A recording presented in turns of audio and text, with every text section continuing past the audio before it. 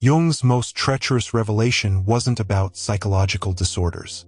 It concerned individuals who observe everything that escapes others' notice and the reason this capability annihilates them. Through his therapeutic work, Jung recorded cases of patients possessing what he termed enhanced perceptual awareness. These were people who could interpret subtle facial expressions, detect concealed emotions, and recognize psychological configurations that remained invisible to everyone else. They penetrated social pretenses, identified deception immediately, and experienced the unconscious conflicts present in every environment. Jung labeled this finding treacherous because these individuals invariably became alienated, depleted, and incapable of sustaining ordinary relationships. Not due to mental instability, but because perceiving everything carried a psychological price that nobody comprehended. But before we continue, please like this video, share it with people who might appreciate it, and write in the comments which city you're following our YouTube channel from. Today, I'll reveal Jung's most treacherous revelation about individuals who perceive everything, and why he believed this exceptional capability either annihilates you or converts you into something remarkable. The situation that exposed Jung's most treacherous revelation started with a patient he chronicled in his confidential records. A deeply introverted, intuitive individual who sought his help in 1913 during Jung's personal psychological turmoil following his separation from Freud. This patient, embodying what Jung would subsequently classify as the most uncommon personality configuration, possessed what he called undifferentiated intuitive awareness. She could enter any space and instantly feel the psychological climate. Who was deceiving? Who experienced emotional suffering? Who concealed secret bitterness? Jung documented, the patient demonstrates an exceptional ability for detecting unconscious materials in others, yet this capacity seems to generate significant anguish rather than benefit. She couldn't participate in casual conversation because she saw beyond every social mask. She couldn't preserve friendships because people felt vulnerable and uneasy in her presence. She couldn't maintain employment because her existence disrupted the collective unconscious understandings that enable groups to operate. Jung recognized he wasn't addressing pathology. He was witnessing what occurs when the unconscious becomes excessively conscious, when awareness becomes too refined for social functioning. He recorded her describing individuals with shocking precision. She discusses others as though she possesses access to their intimate thoughts and concealed drives. When I confirm her perceptions through methodical inquiry, they demonstrate extraordinary accuracy. This wasn't mental illness or fantasy. This was consciousness so developed it had become socially hazardous. Yet Jung uncovered something even more troubling, because this patient's remarkable perception appeared impossible to rationalize. Consequently, Jung started examining what he would later identify as participation mystique, the psychological occurrence where individuals with highly refined intuition become flooded by unconscious materials from others. Jung recorded in his Red Book era notes, there exist those among us whose mental mechanism is so precisely calibrated that they absorb not simply conscious messages, but the complete unconscious environment of their surroundings. Contemporary studies by Dr. Elaine Aron on highly sensitive individuals confirm Jung's initial findings. Her investigations demonstrate that approximately 20% of people possess enhanced sensory and emotional receptivity. However, Jung identified something more particular within his psychological framework: the introverted intuitive configuration comprising roughly 1% of the population who don't merely feel intensely but perceive unconscious configurations with startling precision. Jung noted that these individuals possess what he called refined intuitive capacity. Their minds process not only apparent social signals but unconscious emotional conditions, suppressed material and psychological configurations that others cannot identify. They recognize the sadness behind artificial smiles. They detect the hopelessness beneath assured displays. They experience the collective shadow that groups unconsciously choose to overlook. Jung documented, the hazard exists not in the perception alone, but in the mental isolation it generates. When one observes clearly what others cannot or refuse to see, one becomes a reflection that society cannot endure to examine. This establishes what Jung called the dilemma of the superior capacity, when your greatest asset becomes your heaviest load because it distances you from collective unconscious involvement. But Jung discovered the genuine hazard wasn't the perception alone because individuals with highly refined perception observe others' unconscious materials clearly. Therefore, they become objects for what Jung thoroughly documented as shadow projection, where people unconsciously assault them for reflecting what they decline to recognize in themselves. Jung wrote in Psychology of the Unconscious, "Nothing possesses a more powerful influence psychologically on their surroundings and particularly on their offspring than the unexpressed existence of the parent." Yet he discovered this principle applied to all connections. When someone's shadow is mirrored back through another individual's clear perception, the unconscious mind faces two options: integrate the shadow or assault the mirror. Jung documented this configuration repeatedly in his therapeutic practice. The individual who observes clearly receives blame for generating the difficulties they're simply witnessing. His patients with refined intuition experienced this continuously. When they would gently indicate that someone appeared distressed, that individual would rage at them for being pessimistic or manufacturing conflict. When they'd voice worry about apparent difficulties, they'd be charged with being critical or fabricating problems where none existed. Jung realized this wasn't accidental. It was psychological protection. In memories, dreams, reflections, he documented, "Everything that disturbs us about others can guide us to an awareness of ourselves." Yet for most individuals, it's simpler to assault the person reflecting their shadow than to examine what's being reflected. This establishes what Jung called the scapegoat occurrence. Highly perceptive individuals frequently become the identified difficulty in every group they join. Not because they generate difficulties, but because they expose difficulties that already exist in the collective unconscious. Jung observed, "The carrier of superior perception becomes the container for all that the group cannot consciously recognize about itself." This configuration explains why these individuals don't simply feel misunderstood. They feel systematically targeted by a force they cannot logically explain. Yet Jung's most disturbing discovery was yet to come, because Jung observed that overwhelming perception manifested differently in different individuals. Therefore, he identified four separate configurations within the introverted intuitive type, each representing a different method of processing unconscious materials from others. Category 1. The feeling intuitive. Jung documented patients who combined introverted intuition with refined feeling capacity. These individuals don't simply observe what's occurring psychologically, they experience it in their own bodies. They absorb others' emotions so thoroughly they frequently cannot differentiate between their own feelings and those they've unconsciously absorbed. Jung documented, "The feeling intuitive exists in a condition of constant emotional transmission, experiencing the unexpressed emotions of everyone in their environment." Category 2. The thinking intuitive. These individuals observe psychological configurations and predict behavioral results with shocking accuracy.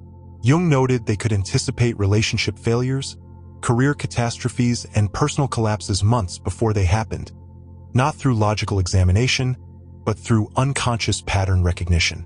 Jung noted, "They possess an extraordinary ability to perceive the logical outcomes of unconscious processes that others cannot yet observe." Category 3. The sensation intuitive. Jung documented patients who could detect the physical expressions of psychological conditions in others, identifying illness before symptoms emerged, sensing exhaustion before it was acknowledged, or feeling the bodily stress that indicated emotional distress. Jung documented, "These individuals function as early alert systems for psychological and physical illness in their environment."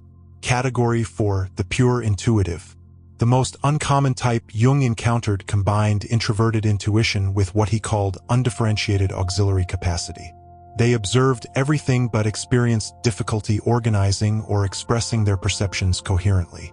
Jung observed, "They exist in a condition of constant overwhelm, receiving enormous amounts of unconscious information without sufficient psychological structure to process it constructively."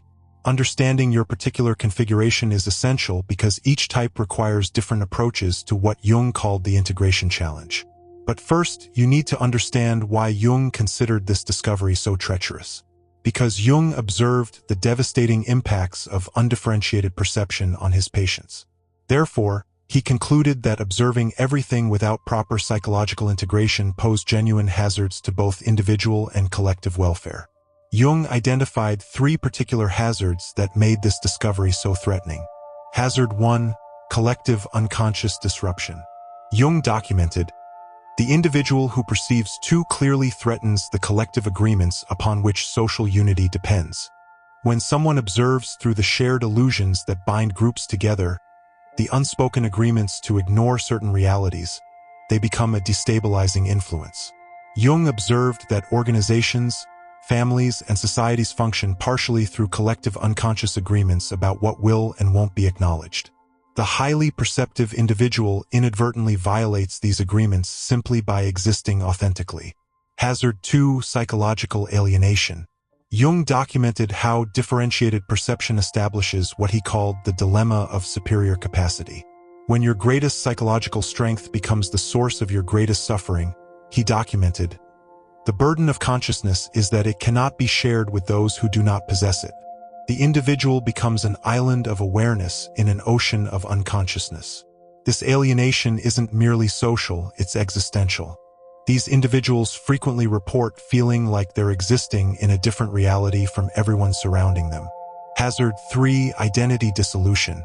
Most dangerously, Jung found that individuals who absorb unconscious materials from others frequently lose contact with their own authentic personality. They become so flooded with external psychological material that they cannot distinguish between their own inner world and what they're absorbing from their environment.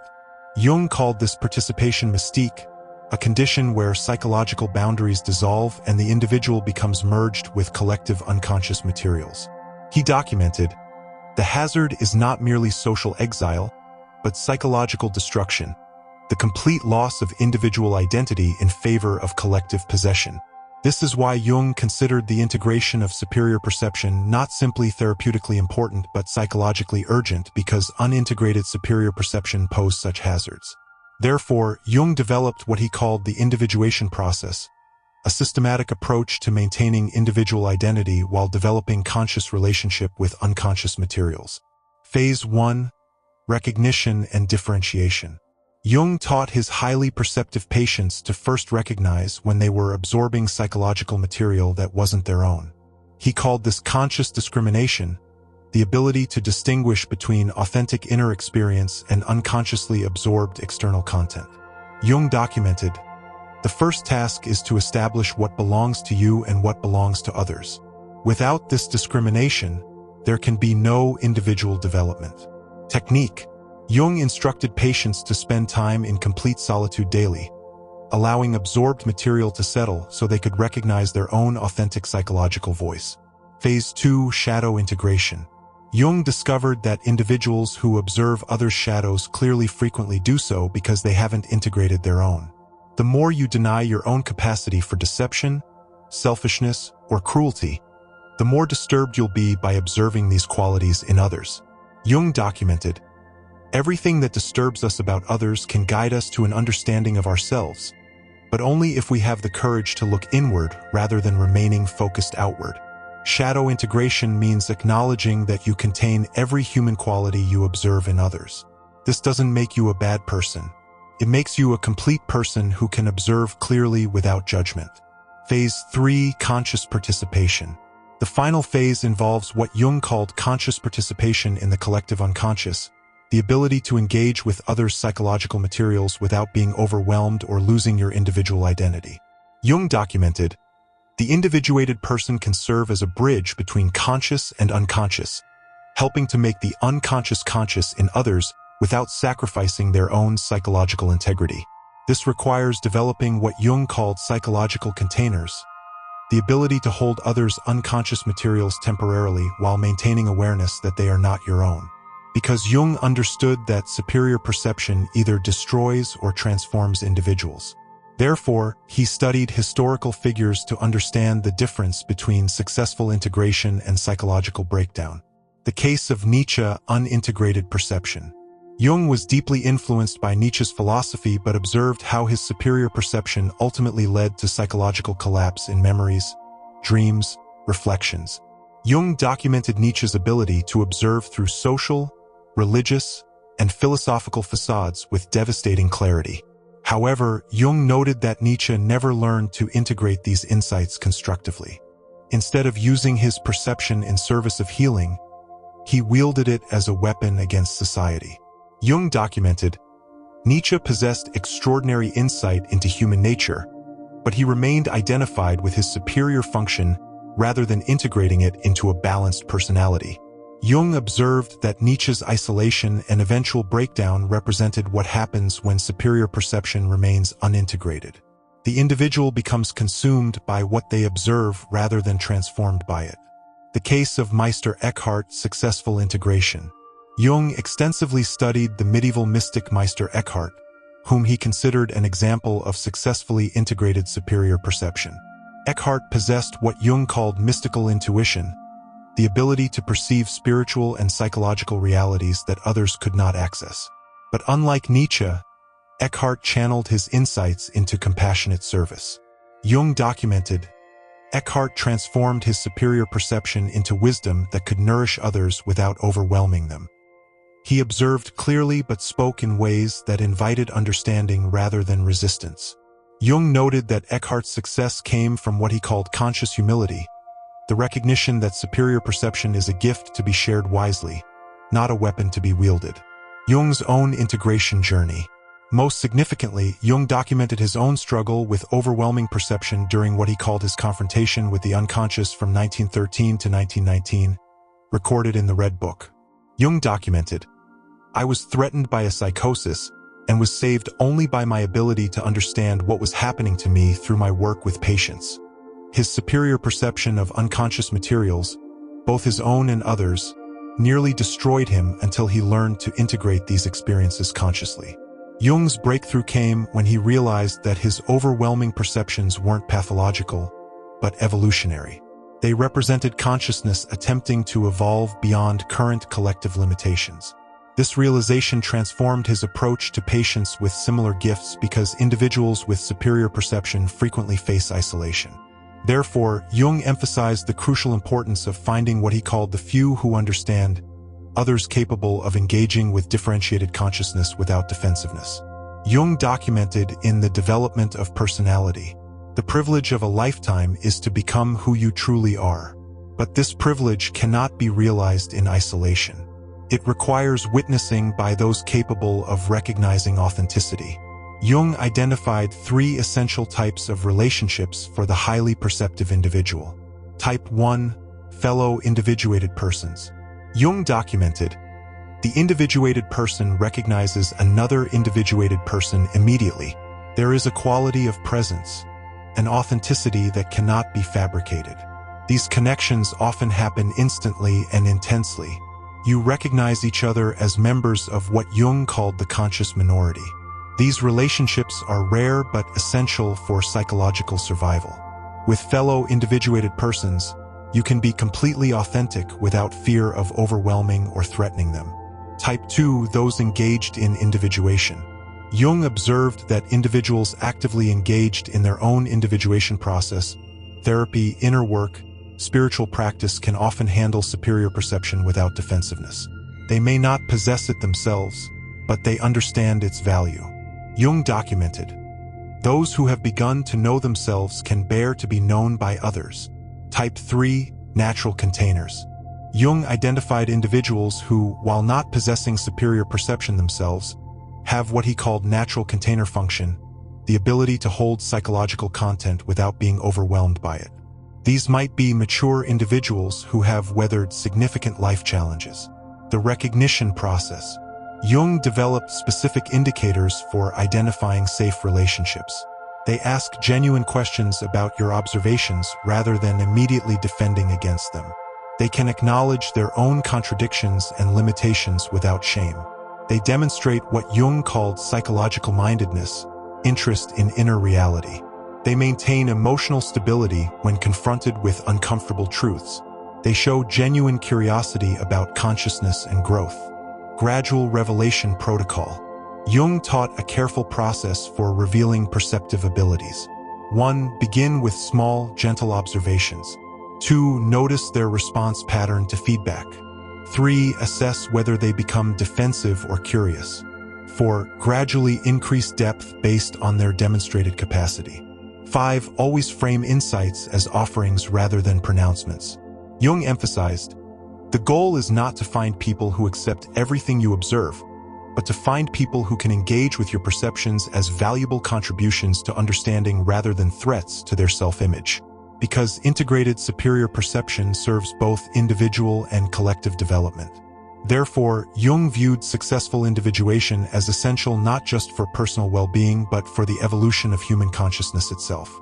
Jung documented in The Undiscovered Self, the individual has always been the carrier of the living spirit, the one who brings about the change in society. He believed that individuals who successfully integrate superior perception become what he called culture carriers, people who help consciousness evolve. The 4 stages of transformation. Stage 1. Recognition without overwhelm. The first transformation occurs when you learn to acknowledge your perceptive abilities without being crushed by them. Jung called this conscious acceptance of the superior function. Jung documented, the beginning of wisdom is the recognition of what one actually is, not what one wishes to be or fears to be. Stage 2. Integration without isolation. The second stage involves learning to use your perception constructively while maintaining meaningful relationships. Jung called this social individuation, becoming authentically yourself while remaining connected to others. Jung observed the individuated person does not withdraw from the world but engages with it more consciously. Stage 3. Service without sacrifice. The third transformation happens when your perception becomes a gift you offer rather than a burden you carry. Jung called this conscious participation using your abilities in service of others without depleting yourself. Jung documented, the privilege of a lifetime is to become who you truly are and then to offer that authentic self in service of the whole. Stage 4. Legacy without attachment. The final stage involves what Jung called transcendent function, using your perception to contribute to collective consciousness evolution without attachment to whether others recognize or accept your contributions. Jung observed, the individuated person works for the future, not for personal recognition in the present. The integration becomes cultural medicine. Jung believed that individuals who successfully integrate superior perception serve a vital evolutionary function. They observe what collective consciousness is not yet ready to acknowledge, helping to prepare humanity for necessary developmental steps. Jung documented, what is not brought to consciousness comes to us as fate. Highly perceptive individuals who learn integration help make unconscious materials conscious before they manifest destructively in collective behavior. But Jung warned about specific pitfalls that can derail this transformation because the path of integrating superior perception contains specific dangers. Therefore, Jung documented the most common ways individuals derail their own transformation process. Pitfall 1. The inflation trap. Jung documented extensively about psychological inflation when individuals become identified with their superior function rather than integrating it consciously. In 2 essays on analytical psychology, he warned, the danger is that the ego identifies with the archetype, leading to an inflation that cuts the individual off from human relationships. Highly perceptive individuals often fall into what Jung called the prophet complex, believing they must save everyone from unconsciousness. This leads to preaching, judgment, and eventual isolation. Jung observed, the moment one believes oneself to be the bearer of absolute truth, one has fallen into the trap of unconscious possession by the very forces one seeks to understand. Pitfall 2. The withdrawal justification. Jung documented cases where individuals used their superior perception to justify complete withdrawal from society. They convinced themselves that others were too unconscious to be worth engaging, which Jung recognized as spiritual superiority masquerading as wisdom. Jung documented, true individuation requires engagement with the unconscious world, not escape from it. The hermit who withdraws from life has not transcended it, but has been defeated by it. Pitfall 3. The helper's high. Jung observed that some highly perceptive individuals become addicted to being needed. They define themselves entirely through their ability to observe and help others, losing contact with their own inner development. Jung warned, when perception becomes identity, the person disappears behind the function. This is not individuation but its opposite, the sacrifice of personality to role. Pitfall 4. The overwhelm return. Even successfully integrated individuals can regress during periods of stress, trauma, or major life transitions. They stop maintaining their psychological boundaries and become flooded with others' unconscious materials again. Jung emphasized, integration is not a permanent achievement, but a dynamic process requiring constant conscious attention. The integration maintenance Jung developed ongoing practices for maintaining healthy integration. Regular solitude for distinguishing your own psychological materials from absorbed material. Conscious choice about when and with whom to engage perceptive abilities. Ongoing shadow work to prevent projection of your own unconscious materials. Connection with others capable of providing reality checking and support. Creative expression as an outlet for overwhelming perceptual input. Jung documented, the integrated person does not achieve perfection, but learns to dance consciously with their own psychological complexity. Because Jung understood superior perception within the context of collective psychological development. Therefore, he viewed highly perceptive individuals as serving an essential evolutionary function for human consciousness.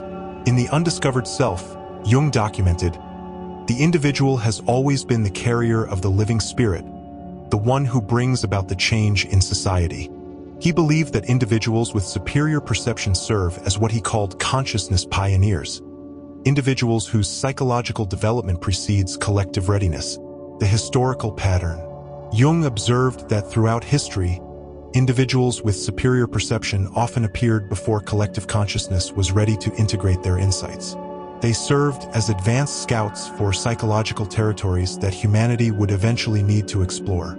Jung documented, what appears in the individual first as psychological insight later manifests in the collective as cultural transformation. The individual serves as a laboratory for consciousness experiments that will eventually benefit the whole. Modern manifestations. Jung believed that in the modern era, highly perceptive individuals might be sensing psychological patterns that explain collective behavior, environmental and social unsustainability before it becomes obvious, spiritual possibilities beyond current religious frameworks, technological implications that others haven't considered, collective shadow materials that need conscious integration. Jung's insight. The sensitive individual feels the collective problems first and most intensely. Their personal symptoms often reflect what the entire culture needs to address. The service without martyrdom. Jung's crucial insight was that superior perception serves evolution best when it's integrated consciously rather than suffered unconsciously. The goal isn't to be a martyr to consciousness, but to be a bridge between what is and what's becoming.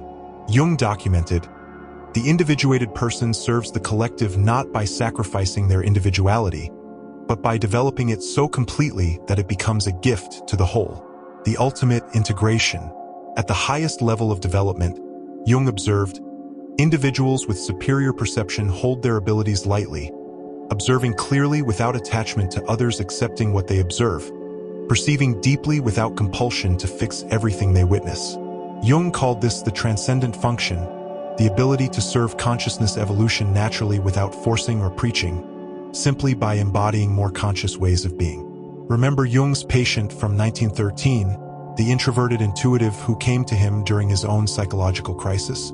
After 3 years of working with Jung's individuation process, her life transformed completely. She learned to distinguish between her own psychological materials and what she absorbed from others. She found work as a counselor where her differentiated perception helped troubled individuals. She built relationships with individuals who valued her insights rather than fearing them. Most importantly, she stopped experiencing her superior perception as a curse and began understanding it as what Jung called a gift requiring conscious development. Jung documented her transformation. The patient learned not to observe less, but to observe more wisely, not to perceive less deeply, but to engage more consciously with what she perceived. Her gift remained intact, but her relationship to it became integrated rather than overwhelming. This represents Jung's most treacherous discovery, that some individuals are born with consciousness that exceeds collective readiness. And this advanced perception will either destroy them through isolation and overwhelm or transform them into exactly what humanity needs for its psychological evolution. Your superior perception isn't a malfunction in your psychological makeup. It's an advanced feature of consciousness development. You're not broken because you observe everything others miss. You're psychologically ahead of your time. The question isn't whether you should suppress your perception to fit in with collective unconsciousness. The question is whether you'll develop the individuation skills necessary to integrate your perception consciously.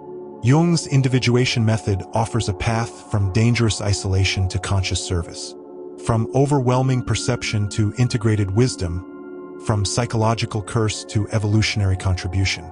You were born to observe everything, not to suffer in silence, but to serve consciousness evolution. The world needs your insights, but it needs them delivered with the integration, wisdom, and strategic awareness that transform dangerous perception into cultural medicine. Your gift is not your burden. Your unconscious relationship to your gift is your burden.